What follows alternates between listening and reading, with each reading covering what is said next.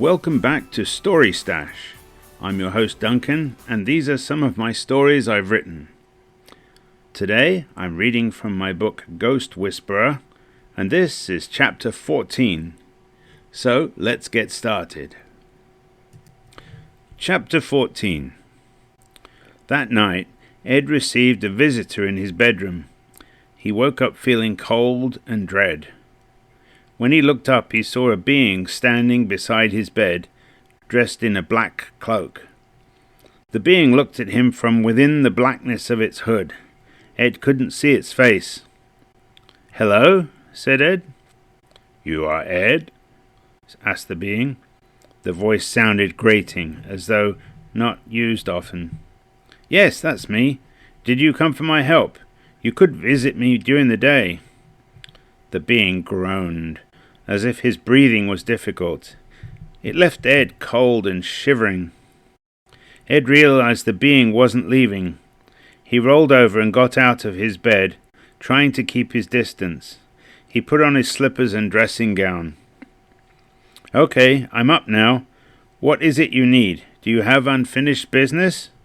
Ed tried to shake off the chilly feeling and address the issue. "You're interfering with my business. I am the one to gather souls." There was malice in those words. "Oh yes, and how am I interfering?" "You saved the one known as Ellen. She was due to depart this realm." "But she wasn't dead. She was in a coma," he said. The being groaned again. It rattled Ed deep in his core. "I didn't know you had a claim on her. I'm sorry." The being groaned again. Ed wasn't sleeping after this. "Look, I can't undo what's done. She lives. You'll have to come back later," said Ed. The being groaned yet again. Ed gathered it wasn't used to hearing no. "Since the accident, I've helped souls resolve their unfinished business," said Ed, "which means they were ready to move on. In that way, I'm helping you. You should thank me rather than complain." The being advanced ominously towards Ed and reached out with skeletal hands. Fear gripped Ed, and he couldn't move. Somehow he knew their touch meant death. Just as Ed expected to die, something happened. A pale blue light covered Ed where the skeletal hands tried to touch him, a barrier that blocked and saved his life. The being groaned loudly in frustration and pushed hard against the barrier. Ed struggled to remain standing. He was uncertain how long the barrier would protect him. Then the being was gone. Ed stood there in a cold sweat. This was more scary than anything that happened since he got mugged. Ed stumbled on shaky legs to the kitchen, turning on all the lights as he went. He put on a kettle to boil. His plan involved hot chocolate and reading. Sleep was out of the question now. The next day, Ed was working on bug fixes. He felt rather tired from last night, but he focused on fixing bugs. One such bug involved some old code that depended on certain variables to exist. One day, a situation caused those variables not to exist. His phone rang. He didn't recognize the number. "Hello? Ed, this is Kakra from the museum. Would you have time to meet me?" "Sure, after I get off work." They worked out when and where to meet before he hung up. Then Ed returned to his bug fixes. Later, he got another phone call.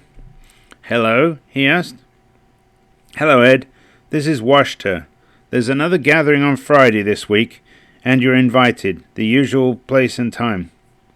"Oh, of course. Can I bring a guest?" Ed thought perhaps Ellen would like to attend with him. Both she and the Dwarmish knew his secret and were okay with it. "Sure. I'll see you there."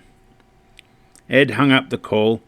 He was getting busy. He rarely ever got phone calls, and today he had two. Ed called Ellen. "Hello. It's Ed. Can we talk for a minute?" "Sure, Ed. I don't have an update for you on that issue yet." It felt good to hear her voice. He remembered the conversation last night. He should be dead. It's not about that, thanks. Are you free on Friday? There's a Dwamish gathering I'm going to, and I'd like to take you with me. Oh, wow. Is this a date? Rather, we're two friends going out together. There's food and entertainment provided. It sounds like a date, chuckle. You share a commonality with the tribe. You both know I can talk with spirits, and you're cool with it. You can compare notes. True, it would be fun to talk with others who know of your gift. Will you pick me up from my place, or do you want me to meet you somewhere? They worked out the details for the non-date before Ed hung up the call. At the end of work, Ed closed down his computer. He said goodnight to Blake and left for his car. Along the way, Ed watched out for muggers, but found none. He drove from work to the museum and parked on the street nearby. Then he exited his car and walked to a nearby coffee shop. Kakra was sitting at a table waiting for Ed. She smiled when she saw him. "Hello, can I get you anything?" he asked. "I already have a coffee." Ed went to the counter and purchased a coffee and returned to Kakra. "Thank you for meeting with me," she said. "No problem. What's up?" "I know how to release the mummy from its curse. I need your help." "That's good. But why now? I thought he'd be a source of valuable information for you." "That's what I thought at first. But he has seen thousands of years of torture. I need to set him free." "Okay. But there's a danger. Just one touch from the mummy can kill." "Ouch. Do you have a plan?" asked Ed. "Yes, there's a small hidden door with a jar containing his remains. We must distract the mummy long enough to break in and remove the jar." "And you know where the door is?" "It's near the foot of the sarcophagus. When anyone tries to touch the sarcophagus, the mummy appears by the door. Then it attacks whoever tried to touch it." "And because others can't see the mummy, they don't realize they're in danger?" "Yes. That's why many people have died. The curse compels the mummy to defend the sarcophagus." "So, if I approach the foot end, the mummy would materialize right in front of me. I'd be dead," said Ed. "Yes, I need you to approach near the head of the sarcophagus. Once the mummy appears and moves towards you, I can sneak in and open the hidden door." "What if the door won't open?" "You can see the mummy and move away from it. Don't let it get close enough to touch you." "We need to do this outside of open hours. We can't have someone else get caught by the mummy," said Ed. "Agreed. I was hoping you'd be available tonight." "Once you get his remains, then what?" "We must burn his remains. It will release the curse and the mummy will be free," she said. "You need a trash can, some fuel, and a light," said Ed. "We'll burn the remains immediately, or else we're in trouble." "I will have them ready tonight." "After millennia the door could be stuck. You may need to break it in. Are you prepared to damage a priceless sarcophagus?" asked Ed. "I must. The curse tortures the mummy. He has called many. It has to end." "As long as you're prepared to do what's necessary. I have a large hammer. I'll also disable the cameras in that area." "Good. I don't want to end up in prison either." "All right, we've got a plan. Meet me in 2 hours at the side entrance on 2nd Avenue. "Will do." 2 hours later, Ed arrived at the museum side entrance. He stood outside waiting, since pressing a doorbell would alert more than a Kakra. Soon, the door opened and Kakra peered out. "Ah, you're on time. Please come in, Ed." Ed followed Kakra to the hall with the sarcophagus in it. "I see you have a trash can and the equipment ready," said Ed. "The cameras are off in this section. We're ready to begin."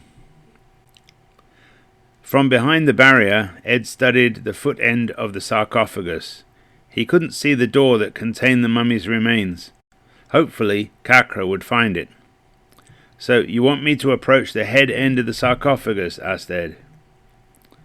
"Yes, I can't get close until you lure the mummy away from the door."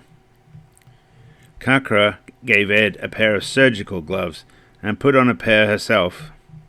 "Best be careful," she said. Then she put on a face mask. Ed walked around to the head end. He looked back at Kakra. "Ready?" "Yes." Ed ducked under the barrier and approached the sarcophagus, searching for the mummy.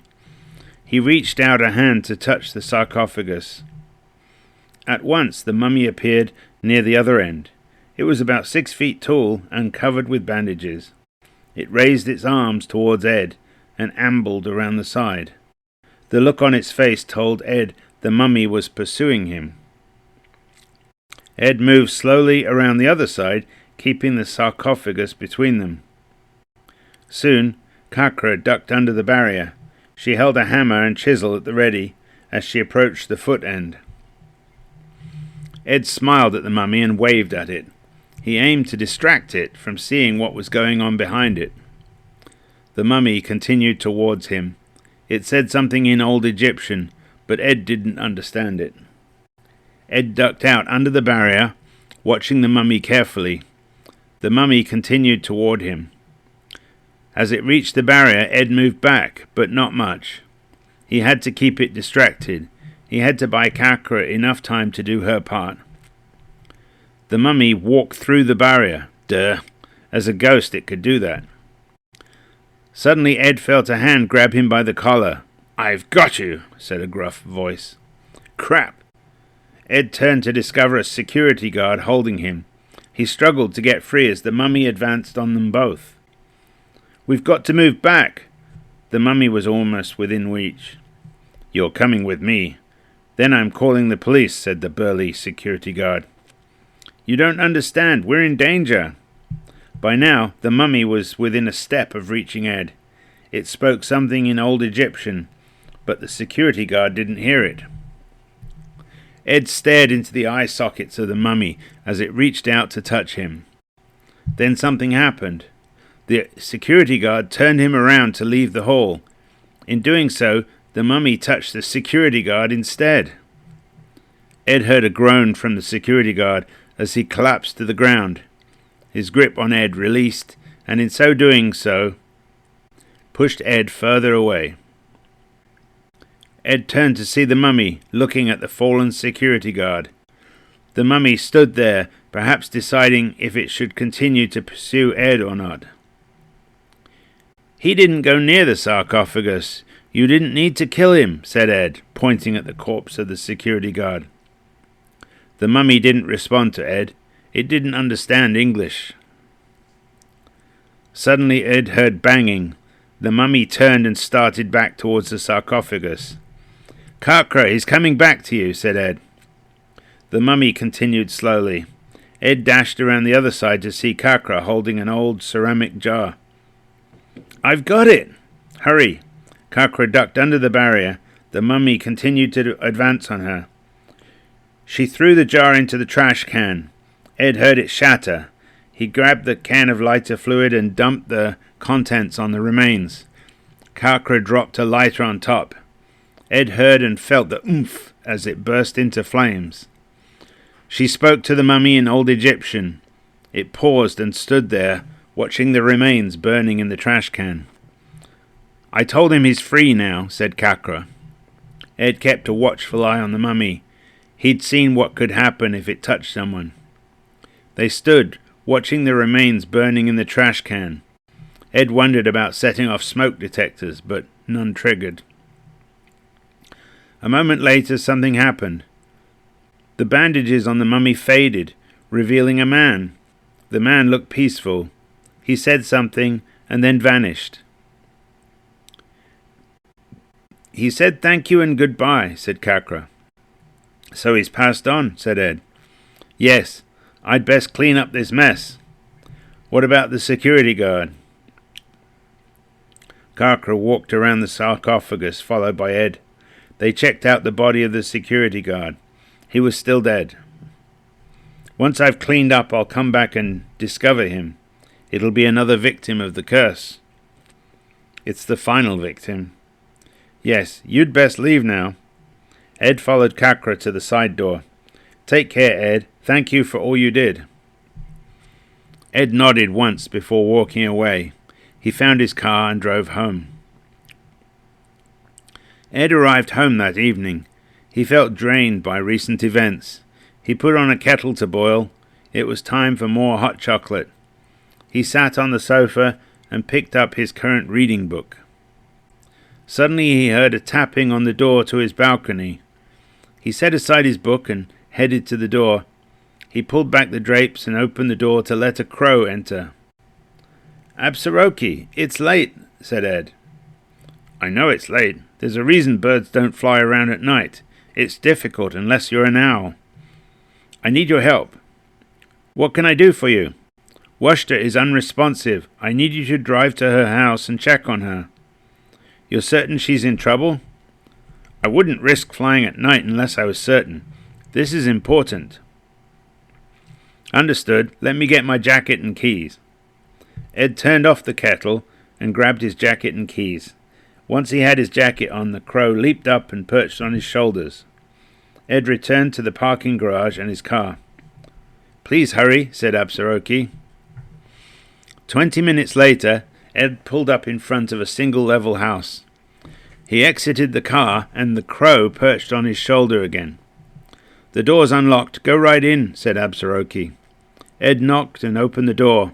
In the kitchen, he stumbled upon Washta lying on the floor with a small pool of blood by her head. Absaroki landed on her chest. "She's still breathing," he said. Ed took out his phone and dialed 911. "What's the nature of your emergency?" "Ambulance, please. I have an elderly woman unconscious but breathing. She's bleeding out." "Find a cloth and put pressure on to stop the bleeding. What's the address?" Ed gave the address and grabbed a cloth. He held it to Washta's head. "I've dispatched an ambulance. Can you remain on the line?" "Yes, I'm holding a cloth to her head," said Ed. Absaroki remained on her chest, watching Ed. "What's going on?" said a voice. It was Panna, her neighbor.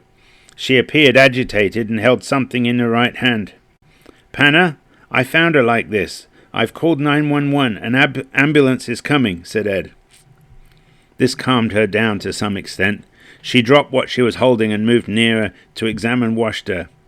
"Is she?" asked Panna. "She's alive. I'm holding this cloth to stop the bleeding." "Oh. We'll keep her alive until the ambulance arrives." Outside, the street was soon illuminated by flickering blue and red lights. "Panna, can you bring them in here? I have to keep pressure on the wound." "Of course. I'll be right back." Panna rushed out to meet the paramedics while Ed continued holding Washta's head. Soon, the paramedics arrived and took over from Ed. He stepped back. A paramedic asked him questions. "Yes, I discovered her like this. I called 911. I applied pressure to stop the bleeding. No, I don't know what happened," said Ed in response to various questions. "I'll fetch my coat and purse," said Panna. "I'll go with her to the hospital." Ed stepped outside the house. Absaroki was once again perched on his shoulder. Several neighbors were outside looking at the spectacle. A police officer approached Ed. He looked at the crow perched on his shoulder. "Are you the one who found her?" he asked. "Yes. Name?" "Ed Tanner." "Ah, you're the new medicine man." "I suppose I am. Are you tribal police?" "Yes, my name is Ure. We cover this area. So tell me, what happened?" "The crow came to my apartment and asked me to check on Washta. I drove here and found her unconscious in her kitchen. I called 911. The police officer made notes. "You saved her life." "The actual hero is Absaroki the crow. He flew in the dark to get me. It's extremely difficult unless you're an owl," said Ed. The police officer smiled. The paramedics passed by with Washta on a gurney. Panna followed. The police officer talked with a paramedic. Soon the ambulance left for the hospital. "I think she's going to be okay," Ed said to the crow. "Yes, thank you for coming out," said Absaroki. I'm sorry you had to fly so far in the dark. You could move closer. Right. It wasn't long ago that we were strangers. The police officer had returned to Ed. He watched in fascination at the medicine man talking crow. Unknown to Ed, the legend was growing. The police officer handed Ed his business card. Hey Ed, you're free to go. I got this covered. See you on Friday, said the police officer. Ed pocketed his card. Hey Ed, I'll go now. See you on Friday, said Absaroki. See you, said Ed. Well, that's the end of chapter 14. In the next episode, we have chapter 15. Ed experiences Haitian voodoo, and Ed and Eileen attend another Dwarmish gathering. Hope to see you there, and please leave feedback or a rating. Thank you very much.